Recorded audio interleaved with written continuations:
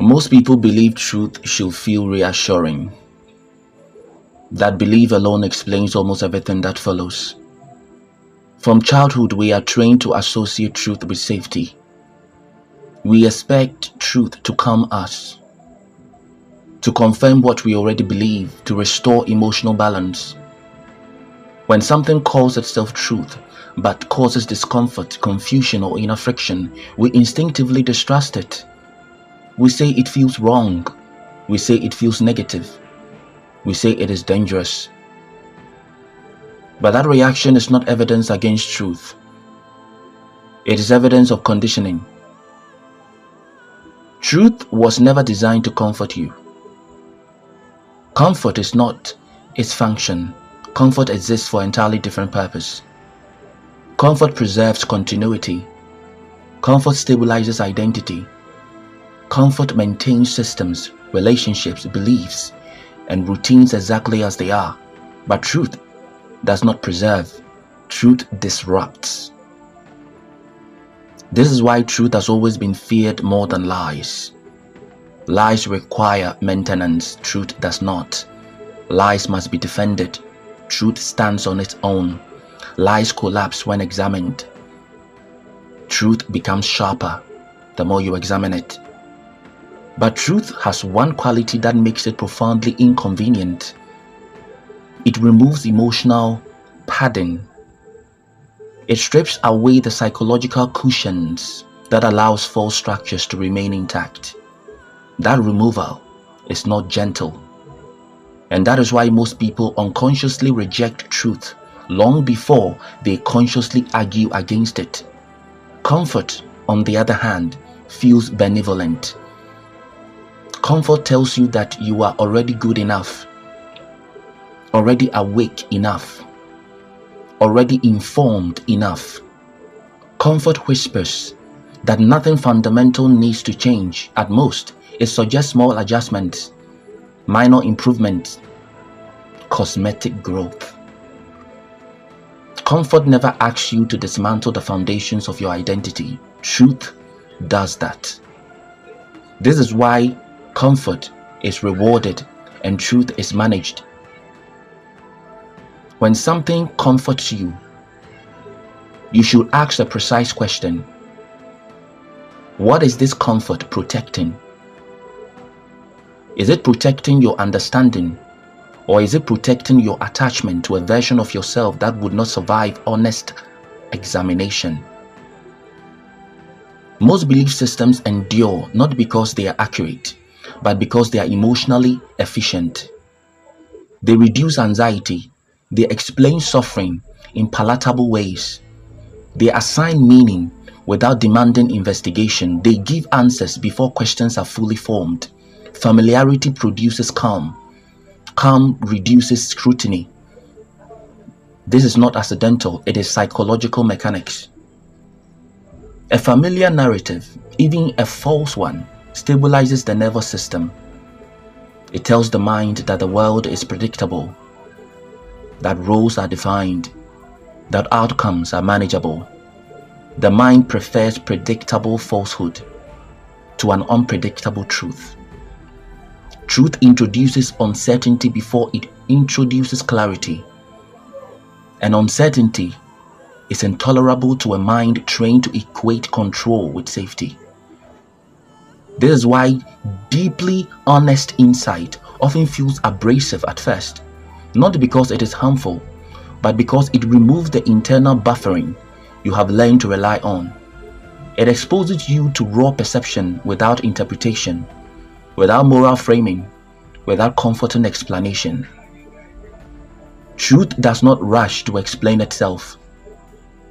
It simply reveals what is. Comfort, by contrast, rushes to soothe.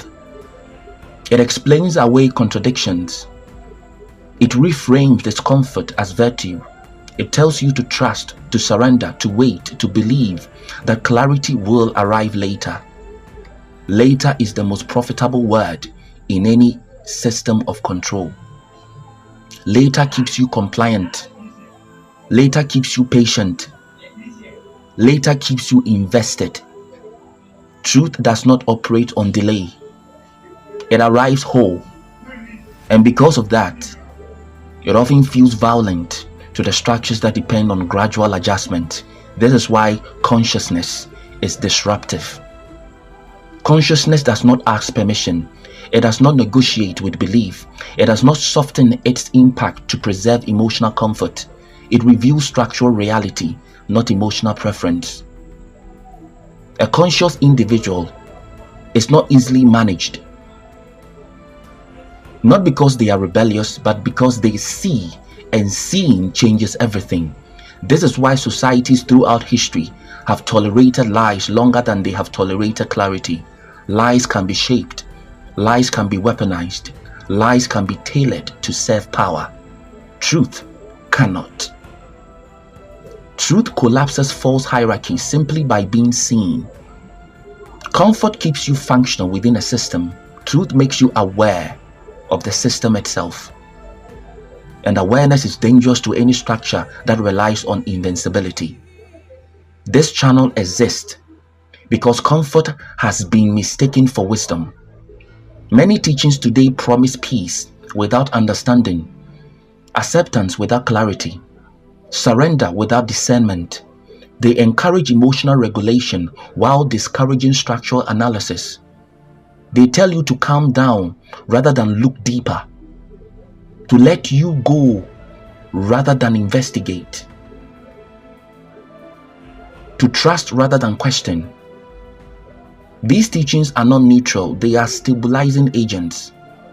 They help people adapt to conditions they should be examining.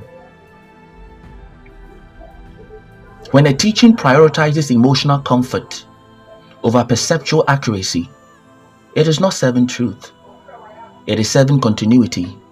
Continuity of belief, continuity of authority, continuity of hierarchy.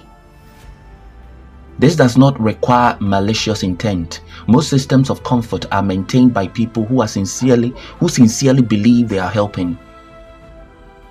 That sincerity does not change the outcome. Comfort dulls inquiry. This is why discomfort is pathologized. It is labeled negativity, resistance, ego, fear, immaturity. Anything that threatens stability must be reframed as personal flaw. If you feel disturbed, the problem is you. If you feel unsettled, you are not ready. If you feel anger, you lack peace. And if you question, you are not aligned. These labels protect the system from examination. Truth does not need to label your reaction. It only needs you to notice it. Resistance is not a failure. Resistance is data. When something true approaches, the first response is rarely joy. It is friction, cognitive dissonance, emotional irritation, a sense that something is off. That sensation is not the truth attacking you. It is truth colliding with a structure that cannot accommodate it. Instead of asking, is this wrong? A more useful question is, what is this threatening? If an idea threatens your identity, your status, your belonging, your moral position, discomfort will rise automatically. The nervous system will interpret that threat as danger, even if the threat is informational rather than physical. This is why comfort feels safe and truth feels risky. Comfort promises preservation, truth demands reorganization, and reorganization is costly. It may cost you certainty. It may cost you community. It may cost you a sense of superiority, and it may cost you narratives that once gave you meaning. The cost is the price of clarity.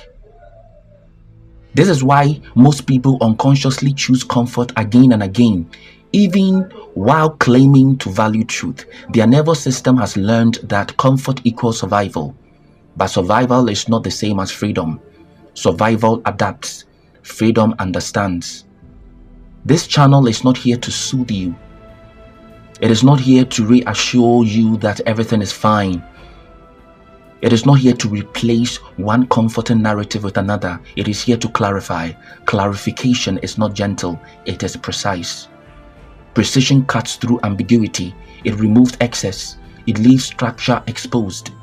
If you feel resistance whilst listening, do not rush to interpret it. Do not suppress it. Do not spiritualize it away. Sit with it. Ask, what is being disturbed? Is it your understanding? Or is it your attachment to an explanation that once made you feel secure? There is a difference between peace and sedation. Sedation numbs perception. Peace arises from alignment with what is real. Peace is a byproduct of truth, not a substitute for it. Many people chase peace whilst avoiding truth, then wonder why peace never lasts. They soothe themselves back into confusion, then mistake the return of discomfort as failure. It is not failure. It is reality pressing against illusion. Truth does not announce itself loudly.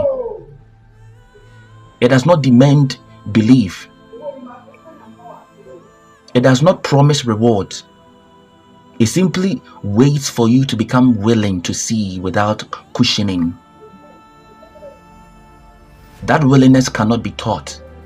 It cannot be forced. It emerges when comfort stops working. Most people do not seek truth, they seek relief. Truth arrives when relief no longer satisfies. If you are here, something in you have already recognized that comfort has limits, that reassurance has diminishing returns, that repeated soothing has not produced clarity. This channel will not replace your discomfort with answers. It will replace confusion with structure. And structure, once seen, cannot be unseen. We will move slowly here, not because the material is complex, but because seeing clearly requires space, silence, time for perception to reorganize. There will be no calls to action framed as belief, no request for loyalty, no demand for agreement, only observation. Truth does not need your allegiance, it only needs your attention. Sit with what you have heard. Notice what reacts. Notice what resists. That reaction is the gate.